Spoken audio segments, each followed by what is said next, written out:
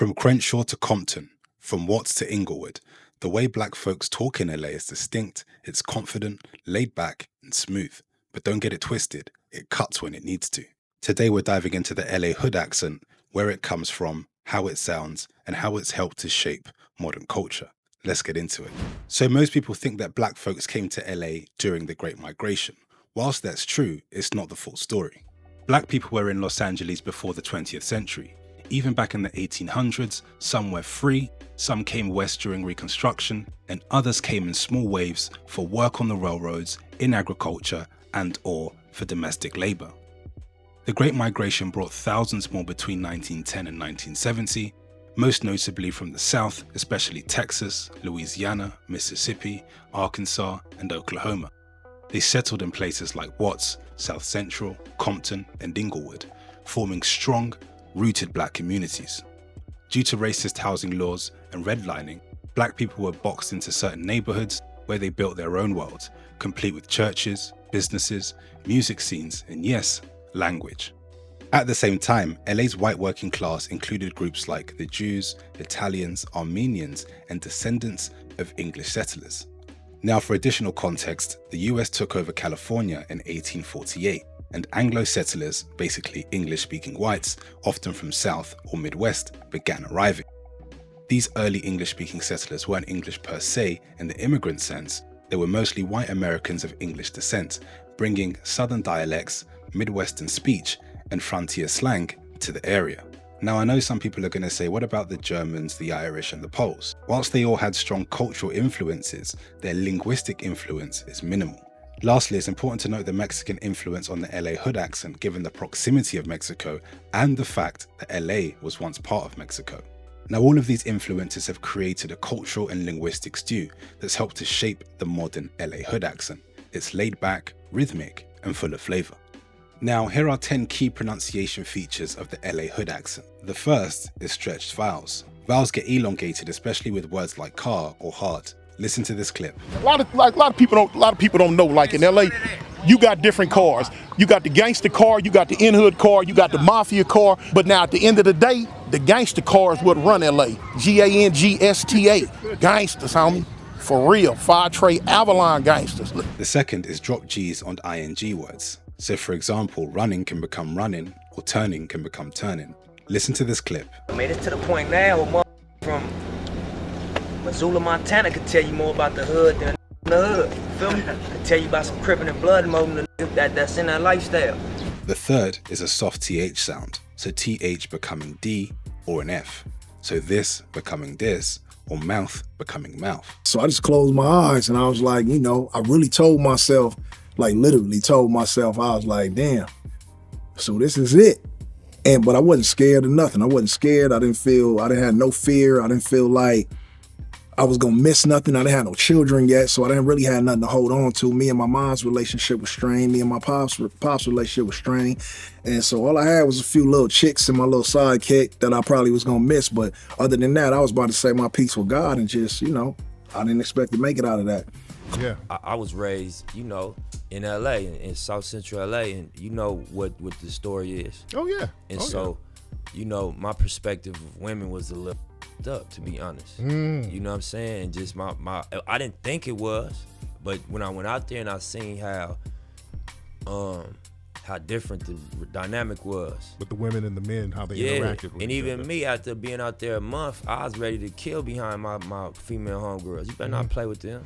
The fourth is monotone or flat delivery. It's not emotionless, but it's smooth and direct. Listen to this clip. I don't like people to expect nothing though when I'm in a creative space. You dig what I'm saying? I don't like to stay stagnant. And truthfully, my whole MO from jump is to say something and not, utilize my platform in a negative way. When I first came up with the idea of making a song, it came from a place where I want to write about two people from two different worlds, from the penitentiary standpoint that feel like they don't got nothing to live for, and the people that be coming to my shows, you know what I'm saying they want to commit suicide as well. So I say, okay, My homies locked in, they doing 25 years, okay, they can trap your body, but you know, they can't lock your mind, you know what I'm saying? You have to have that self-pride in yourself first in order to go out there and be strong. In the same way with people out there dealing in the regular world. The fifth is emphasized final syllables, especially in slang. Instead of a simple term like what it do, you may hear what it do. That's like a love and hate. That's like it's a gift and a curse.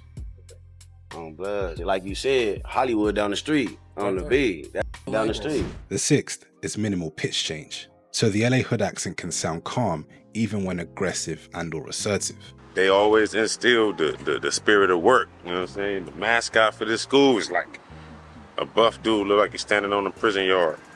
A toiler with a sledgehammer. Toil means work, if you know your definitions, you feel me? And yeah, man, a lot of went on at this school, man. I mean, this school is the original Brim school. This is where the Brim started at this school, right here. You know what I mean? But you know, evolution. You know what I mean? This whole area evolved into this crib. So, you know? The seventh is that the R is held or slightly rolled, especially with words like real, hard, or crazy. You feel me? I get on the mat and train with my you feel me? Just to keep myself physically fit. How many Crips are out here training martial arts? I don't know. That's on them. They better be ready because I'm going to fire up. Yeah, they're going to lose against you, right? Yeah, I'm a squad hard. I respect that. I'm a squad hard. I ain't the best fighter or none of that, but I brawls. The eighth is the use of or a as interjections, like a, cuz. She ran. Okay, let me get you my co-defendant. Come here. Hey, Lady Bop. It's Lady Bop the low. Big pussies.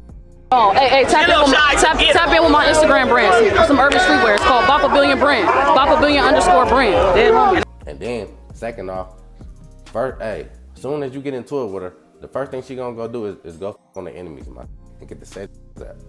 Wondering why, hey, motherfucking back, wondering why the set gets served all the time. She done gave them all the goddamn information. The ninth is that speech pacing is relatively relaxed. Compared to New York or Baltimore, the LA speech is quite relaxed. Listen to this clip. And it's been like this for a long time. It's always been like a cultural hub for black people on the west side. The whole city really, but especially on the west side, you know what I'm saying? So, you know, world famous Crenshaw district and all that. And these businesses been around here fighting to survive, man. The 10th component is that the R at the end of a word is pronounced with a hard R. So a word like mother, you're going to hear the R at the end of mother. Now, not all words are pronounced with a hard R for obvious reasons. You know which word I'm talking about. If you don't, let me know down in the comments below. But listen to this clip, which gives you a good understanding of how the R is pronounced at the end of a word, especially with words like mother or brother. I was finna say, hold on, because I was about to give a whole reason. But really, it's important to me because I lost a lot of cousins to this. I lost family, brothers, and the world to me. So I'm out here. I couldn't come out here to celebrate today. My cousin, my brother, like our year. Now, what would be interesting to know is what you guys think about the 10 pronunciation points just mentioned down in the comments below. Also, which group would you attribute each pronunciation point to? Let me know down in the comments. Whilst there, if you're enjoying this video, give it a thumbs up and subscribe to the channel if you haven't already. So let's move on to common words and phrases that you're likely to hear when speaking to someone with an LA hood accent. The first is on hood. You know what I mean? I'm gonna tell you the truth. I'm gonna tell you like I love you and I don't even know you. But on hood, if I don't love you, I'm gonna tell you whatever. I'm gonna tell you what's in my benefit. If I love you, I'm gonna tell you what's in your benefit. The second is cur or bruh. Cur or bruh, literally, like bro. Alright, when I was young, I stayed out here, you fight me? I got in some bubble. When I was young, on hood. Then my mama, she stayed in Texas. Stayed out there with her boyfriend out there, kid. Went to high school out there on hood. To Elsick Hastings, that's the school Fiance went on hood. The third is dead homies, as in on my dead homies. Which literally just means like on my mum's life, I swear down, I swear to God, I ain't lying. So on their homies, that's for real, that means this person's being serious with you. They're being sincere. On the dead homies. Next time you go to LA, you want to go right to the 60s. Hop out the car screaming, on the dead homies, cuz. On the dead homies, cuz. On the dead homies, cuz. On the dead homies means love, positivity, and happiness. Trust me, ain't nothing gonna happen to you. Saying on the dead homies, go help you find hella friends. Trust me, go do it. The fourth is fool, and they're not calling you a fool, right? It's endearing, actually. That fool funny. Like, you know, that guy's funny. so you can use it interchangeably. This word is originally from like Hispanics. They say what's up, fool. But black people, we be like, what's up, fool? Like we stretch it. And that's basically like another word for bro.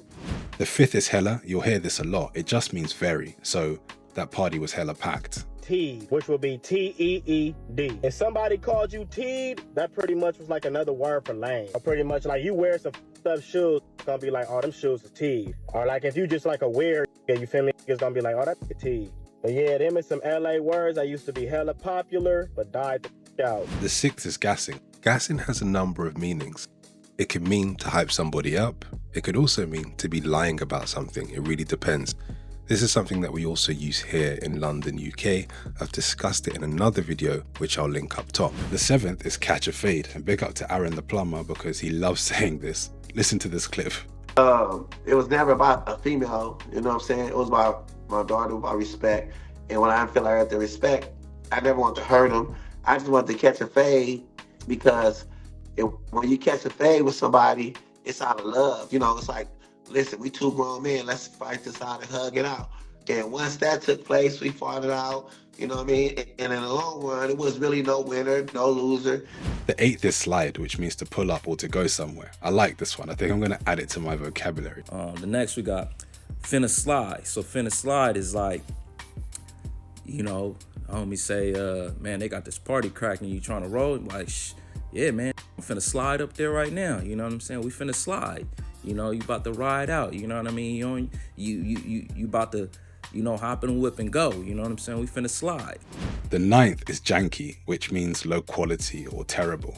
So you can say that something is janky. Yeah, some people would like, he sound like he's trying to get in front of the auction of the building. So he gets online and says, hey man, my bank accounts are frozen. Oh man, I don't have no money. Send me some money. Oh, the white man, they're gonna get me. Send me some money to this Cash App. And then a few weeks later, he announces, okay, yeah, my building is about to get auctioned off. And yeah. It sounded like people were saying that he might have been trying to get in front of that. Yeah. So it's just janky. It's just janky all the way around. The 10th, which you do hear all over, is that part. And this essentially confirms something that's being said. Imagine someone says, you know, I love those new sneakers. You could be like, that part, as in, yeah, I agree. That part. Because anything you say in that's facts, I'm gonna be like, that part right there. Now, this video is just the tip of the iceberg as it pertains to LA accents. If you'd like me to do a more in-depth video, let me know down in the comments below. Also, what would be interesting to know is what you guys think of the LA hood accent down in the comments. If you enjoyed this video, give it a thumbs up and subscribe to the channel if you haven't already. If you found this video useful, feel free to share it to somebody else who may also enjoy accent videos. Don't forget to find all my other accent videos linked up here. As always, I'll see you in the next one. Peace.